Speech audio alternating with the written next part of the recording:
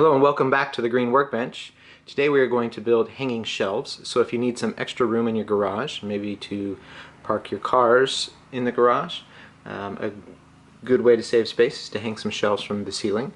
So when we moved into this house, they already had one hanging shelf, and you can see they used iron pipe and floor flanges to attach to the ceiling joists and also to the shelf, and then they just created a shelf out of 2x4s and plywood. Strong, easy, but can get a little pricey buying all the pipe and pipe fittings. So I'm going to do it a little bit differently. In previous homes I had shelves made out of 2x4s and plywood, as you can see here. In order to park the cars in the garage though, I could only fit one of the shelves, so I have some extra wood left over, so I'm going to use that to make some hanging shelves. You can see I've already built one set, and just using a 2x4 ripped in half to make a 2x2, some 2x4 verticals, some plywood and 2x2 braces on the bottom. I've created a shelf. So we've got to build another one. I'm going to walk you through how I attach that and make sure that it's strong and it's not going to come crashing down. Alright, your first step is you want to know where on the ceiling you're going to put it. So you're going to measure, and you can see here I've made a mark, and I'm distancing it from my other shelf so there's room in between to take boxes in and out. So I'm going to put a couple of different measurements so that when I drill the board in, I can keep it straight. If you have a laser, that would be great to use that.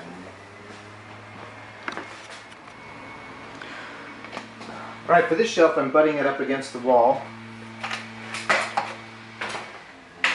So I have my marks here, you can see, and I want to find my studs. Find the floor joist. So I'm going to start at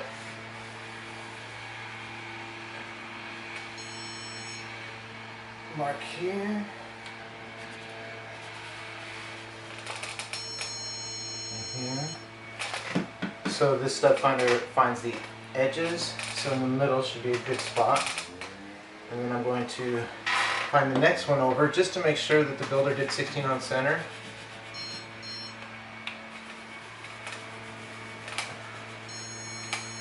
Okay, mark it, come in from the other side, mark it, then measure to make sure we're 16. Yep, we're right at 16 on center, so perfect. I can now go and mark my board confidently that we may miss one or two from warping, but for the most part it's going to be 16 on center. And I also know that my first hole is going to be drilled in 12 3/4 inches from the end of the board. So start at 12 3/4 and then from then on do 16. So I have my board. It's 2x4 I ripped in half. It's 2x2. You can see I have some previous holes in there. So I'm going to measure in from the end 12 3/4 and make a mark. I'm going to make it easy, move my tape, match the 16 arrow with that mark, clamp my tape down so it doesn't move on me, and then every 16, or every time you see that arrow, to make it easy, I'll make another mark. Okay, so remember, this is the piece holding everything up to the ceiling. So you want to make a decision on what you're going to use to push it into the ceiling. You want to either use some pretty long screws. I wouldn't go any less than 3 inches, and if you're doing 3 inches, make sure that you drill a pilot hole or countersink it probably halfway down so you get a good grip. Or you can use some lag bolts, maybe some 1/4 inch lag bolts that are 4 or 5 inches long. But however you do it, you want to make sure that you're really getting into those joists above you so that you have a really good hold. So I'm using long screws, so I'm going to drill a countersink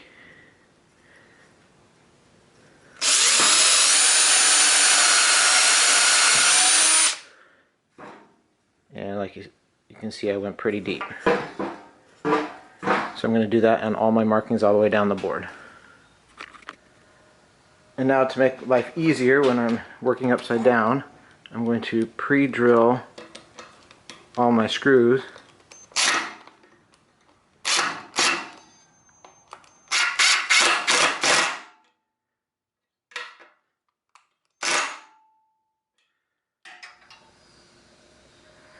Now this is a fun part. It's really a two-person job. You need someone helping you on another ladder. You come in, line everything up, get that first screw in.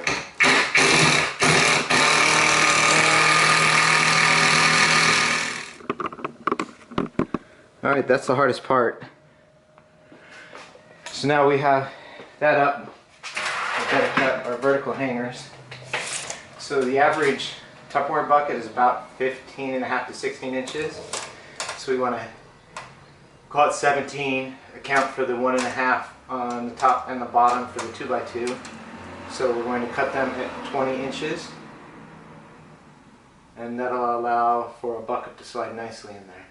And you can make this whatever you want. I made my other shelves more like 24, so I could put some bigger boxes or stack.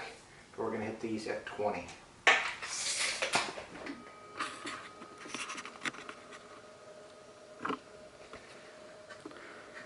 Alright, I set up at 20, hit a stop block at the end so that they can all be the same. I'm going to cut 6 at 20 inches, 3 for this side and 3 for the other, so they're already pre-cut.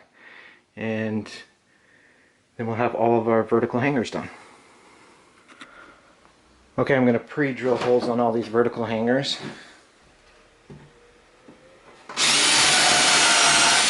Two on each.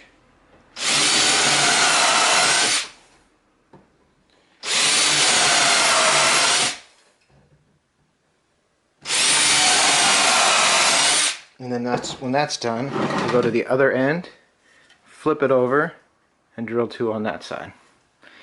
And then again, you want to use probably 2.5 inch screws, but I will preset all the screws so they're easy to hang once I'm ready. So I'm going to hang this first board closer to that first screw that joist is, and then clamp it into place.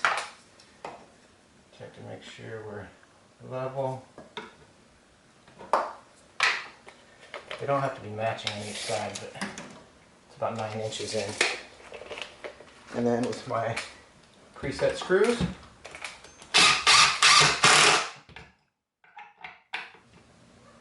okay, the hangers are done.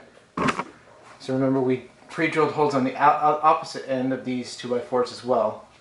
So I clamped on the rail on the inside because that's what the shelf is going to sit on. I clamped it to each hanger, and then through those pre-drilled holes I'll screw it in. And since I'm up against the wall, it was easy. If you're not against the wall, you'll just have to measure the top, how far it is from the 2x4, and then match it on the bottom. But against the wall is easy.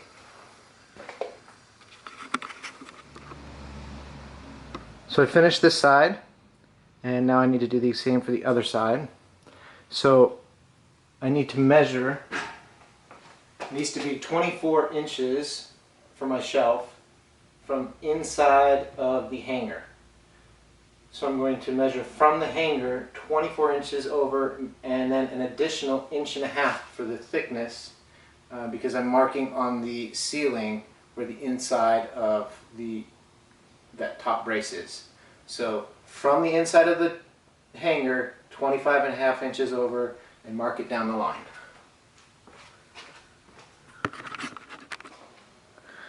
Alright, both sides are done. So now we'll just get the plywood, ripped it in half at 24 inches. See, it's nice and strong. Slide that on there and then just tag it down with some screws.